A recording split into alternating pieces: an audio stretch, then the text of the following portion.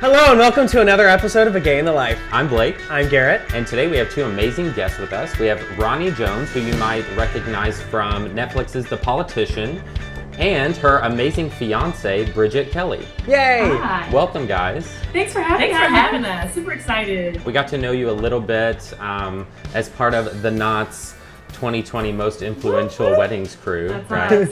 What weddings? Right. We're those. Yeah. We were supposed to be married in 2 weeks, so. Yeah, we definitely want to talk about that and how, quarantine and just COVID have changed your plans and everything, so we'll definitely come back to that. But yeah, why don't we start with a little bit about, your relationship and how you guys met? So I'm a native New Yorker. I've lived my whole life, and Ronnie moved here like 5 or 6 years ago. And I am a musical theater queen, have always been. So I always went to Marie's Crisis, like that's my Cheers, that's our Cheers, but I've been going there longer. As she would always say, she needed to make friends, so she looked up like where do all of the gay show tune queens go, and Marie's Crisis is where she went. I was straight then, or at least thought I was, so we were friends for a while, and then we just started dating. It was very, very organic. We got engaged there. You wanted to make friends and you made a fiance. Yeah, she's an overachiever. Oh, you got engaged there. We got engaged there. Yeah. We have art about Marie's there. This I just got from, we're like Marie's SpawnCon. That's all we talk about is Marie's. Bridget, you mentioned that when you guys met, you were straight. Like, what does that mean? First of all, how do both of you identify now, would you say? I'd say I was bisexual. I've never really labeled it just because I went from being straight to being Ronnie's fiance. So I never really had my introspective moment. But I guess I was most comfortable with at the time saying I'm bisexual. I'm gay. Okay.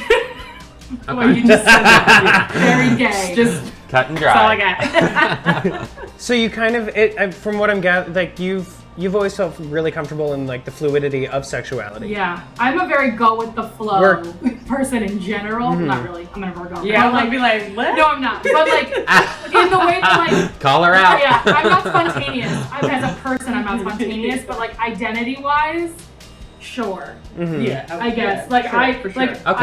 That has never been hard for me. The concept of fluidity in gender, in sexuality, that has never been a hard concept for me to grasp. Schedules are necessary, but otherwise, yes.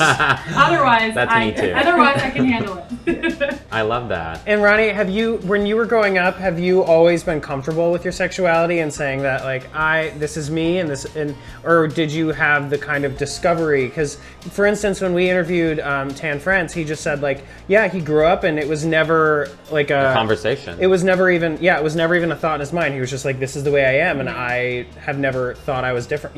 I knew when I was in first grade, little girls were kind of cute. I didn't know what that meant though. I didn't know that's gay. I didn't know what those feelings were. I had people in my family that are gay. I think I knew who I was early on. I just never felt, I guess I could say that I wasn't quite comfortable in living in that truth until I finally got to college and I was like, I'm gay, this is it, I'm tired of pretending anything, and then from there I was able to truly be who I am, and not only aesthetically, but I just became a more confident person as I was allowed to be myself and not care what people think. And also I had the unbelievable support of my mother, my father, my family.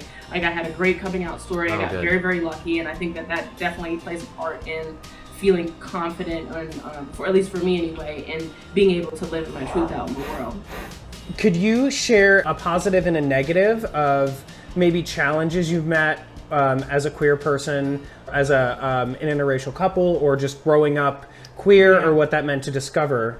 Yeah, I think you guys probably have some really good insight to that. As what is it like as a queer interracial couple, and have you come up against any challenges or any type of boundaries that you didn't realize you were going to face?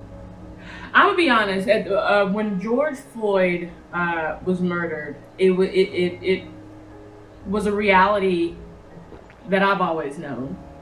And then to have this collective reckoning with everyone else, where it's oh my God, this really is happening. And it's have we been screaming to the void for 400 years? Clearly. So for me, there was a moment, quite honestly, where I was like, I need every white person to leave me alone. All right. Bridget gave me space. But as far as like being an interracial couple, in this moment, I don't think that we've faced like any negativity, any vitriol coming from outward places. We haven't seen that yet, and hopefully we don't. But what I will say is that she and I were doing this work prior to all of this going down, as far as our relationship is concerned. I'm a firm believer that you love who you love. It is what it is. However, if you were in a interracial relationship like we are, it is your duty to make sure that your white partner knows what your experience is. And your white partner should not recoil or pull out whataboutisms but not me, right? I'm different, right? Like none of that. Your white partner has to be able to not only acknowledge your experience, but I'm gonna say it, you gotta understand. You can understand when somebody's been treated wrong. I fully believe that. So we've been doing the work prior to all of this, and me being vulnerable and telling her my experiences growing up as a black woman, and not only a black woman, but a black gay woman. Not only a black gay woman, but a black gay woman that presents masculine.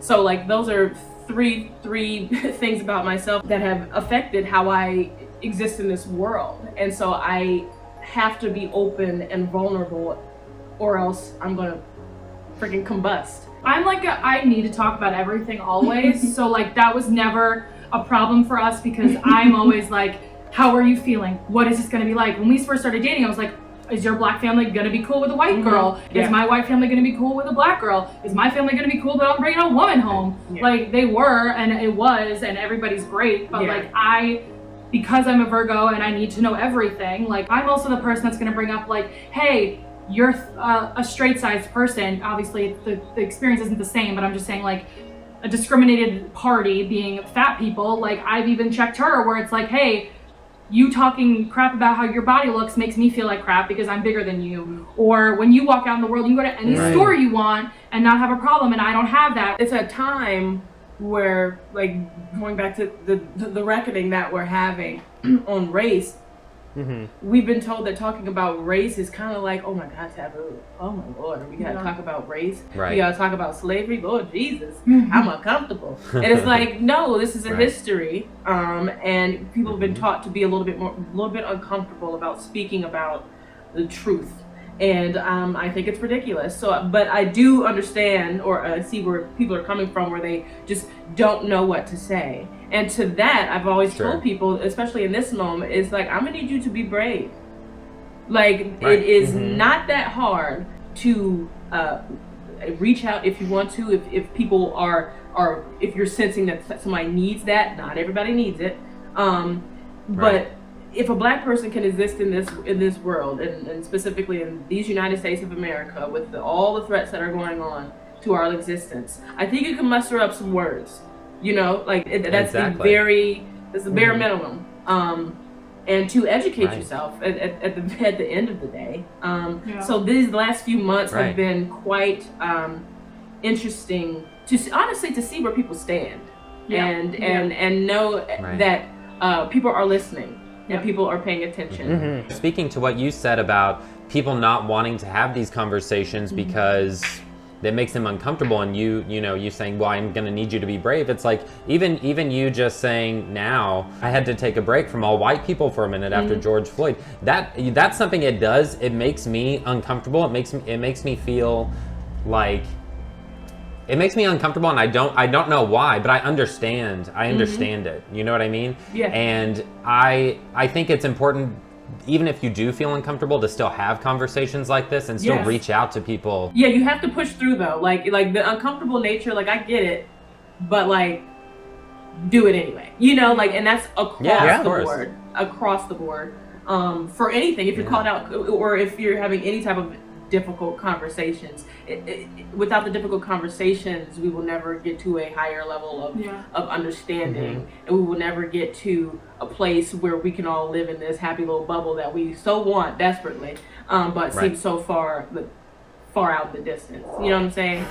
Thank you for being so open and giving us a really wonderful dialogue for, I think, an audience to be a part of. What our hope is and what you've brought to this episode is that open heart. And although it is not your job to tell the world what to do, because it shouldn't just be the responsibility on your shoulders, the fact that you've taken on some of that responsibility should be acknowledged. And as someone who is in the Black community and has a voice, I as a white person would like to say well, I appreciate that. You know, I've always struggled with